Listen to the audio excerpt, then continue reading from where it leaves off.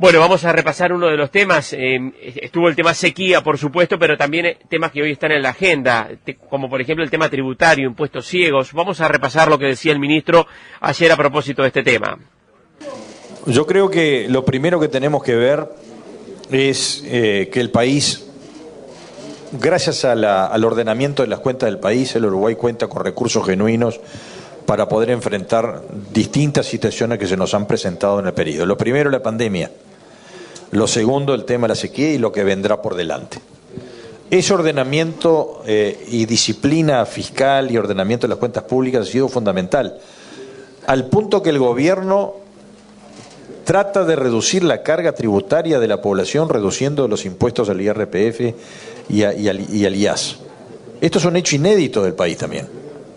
Es decir, avanzar en el ordenamiento de las cuentas públicas que nos genera excedentes genuinos para poder enfrentar situaciones extraordinarias. Recordemos que todo el capítulo COVID nos llevó 2.000 millones de dólares. 2.000 millones de dólares es 4% del producto. 3 y pico por ciento del producto. Es mucho dinero.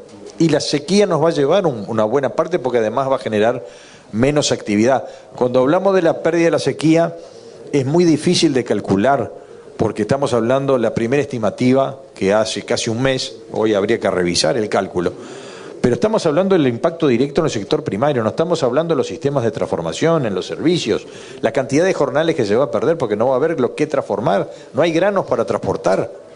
Yo vengo 100 kilómetros 200 kilómetros desde Montevideo casi, y lo único que vemos es un color amarillento como este que está arriba de la mesa. No se ve verde de ningún tipo, ni de cultivos, ni de pasturas de verano, ni de pasturas de invierno que ya debieran estar sembradas en este momento. En la cuenca lechera, los primeros días de febrero ya largan las sembradoras. No tenemos nada por delante. Entonces, yo creo que acá va a haber un impacto fenomenal en la economía. A mí no me gusta hablar de la palabra catástrofe, pero estamos en muchas situaciones cerca de una catástrofe. Y además, hay otras cosas que vemos en la ruta, en el trayecto de Montevideo a Durazno. Vemos obras los 200 kilómetros. Vemos un ferrocarril central, vemos la duplicación de la Ruta 5, y todo eso se ha generado con un ratio de endeudamiento que disminuye en el Uruguay.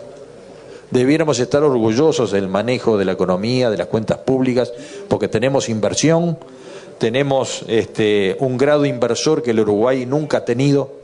Tenemos un riesgo país de los más bajos y eso quiere decir que tenemos acceso al crédito si lo necesitáramos.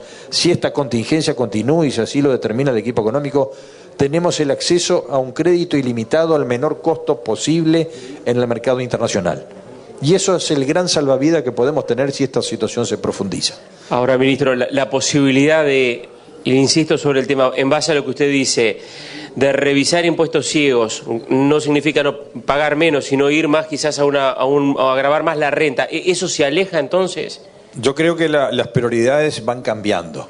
Si tuviéramos en una situación normal, el agro contribuyó el año pasado con más de 300 millones de dólares de impuestos, con la actual estructura, que la conocemos injusta. Yo toda la vida estuve en el gremialismo y siempre estuvimos abogando por los impuestos a la renta y no tanto los impuestos ciegos. La reforma del 2007 determinaba que el 60% de la recaudación de los impuestos al agro eran a la renta y el 40% al capital. Eso se fue revirtiendo gradualmente en los distintos gobiernos del Frente Amplio, porque había una concepción que la tierra, que había que gravar la tierra, que había que impedir la concentración, cuando en realidad salió el tiro por la culata porque nunca se concentró tanta tierra como en el periodo del Frente Amplio. Pero en realidad lo que ocurrió es que los impuestos ciegos, que los vamos a sufrir este año, porque aquel que tuvo un quebranto productivo, aquel que no va a facturar, aquel que se carga con todos los gastos, va a tener que pagar los mismos impuestos ciegos que pagó cuando le fue fantástico el año pasado. Entonces es totalmente injusto. En estas circunstancias es donde se ve. Ahora, ¿qué debiéramos hacer? Bueno, hay que reestudiar todo el aspecto tributario. Y no solo el tributario, tenemos que rever el aspecto tarifario también.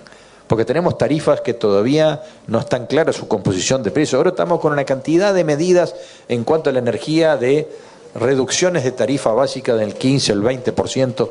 Bueno, ¿no será el momento de revisar generalizadamente cuál es la formación de las tarifas públicas en el Uruguay y discutirla de otra manera? Está claro que lo de los impuestos ciegos es algo que está escrito en el compromiso por el país. Yo lo tengo bien presente y lo venimos hablando con la ministra de Economía, pero siempre hay algo superior, porque me parece que en este momento, y además la última rendición de cuentas la tenemos este año, después no hay más oportunidad, pero porque el año electoral no podemos modificar temas tributarios, evidentemente la prioridad hoy está en el tema de la sequía, y me parece que no es el mejor ambiente para tocar este tema. Así que de parte de Ganadería tenemos todo el espíritu, trabajamos muy bien cercanamente al equipo económico, no le veo con mucha alternativa para que en este periodo de gobierno se pueda revisar eso, aunque reitero, considero absolutamente injusto que los impuestos ciegos terminen golpeando a los sistemas productivos, especialmente cuando se dan unas circunstancias como la que estamos viviendo. Ministro, ¿se va a entregar en algún momento ración para quien no esté, en condiciones o no quiera o no pueda acceder, digamos, a este otro instrumento? Va a haber un instrumento, el 7 de marzo vamos a estar anunciando los detalles. Urge esto, la idea es entregar las primeras cargas de ración a fines de marzo. Va a ser para productores de menos de 30 vacunos. Va a ser cerca de un público objetivo de 3.500 productores, que son microproductores, que obviamente por el monto no acceden a lo que es la ayuda de microfinanza, que microfinanza se puso un piso, porque muchas veces hacíamos los cálculos para paramétrica que le daba $500, $600, no, ni se movía el productor. Hoy tenemos un piso de $1.000 para la ayuda del productor, pero en este caso entregaríamos ración a través de organizaciones gremiales, asociaciones territoriales de desarrollo rural, las ATDR, que tenemos que listarlas, tenemos que hacer todo un proceso. Yo quiero aquí pedir un poco, yo sé que la desesperación y la necesidad es extrema, pero nosotros tenemos que cumplir normas. Nosotros no vamos a hacer lo que hicieron otros, que fue entregar ración sin ninguna documentación, sin ningún control. Escuchábamos al ministro de Ganadería, Agricultura y Pesca, ingeniero agrónomo Fernando Matos. Ya continuamos en el marco del Expo Durazno en esta cobertura especial de CARBE, aquí desde la exposición en el local de Santa Bernardina.